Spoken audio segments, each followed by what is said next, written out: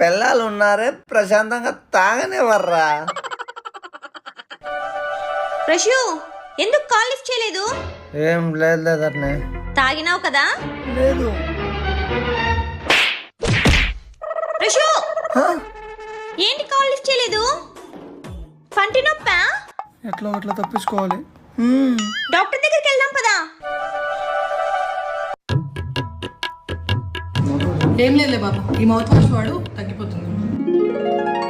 A few moments later. ఈ mouth wash ఏంది ముందు వాసన వస్తుంది?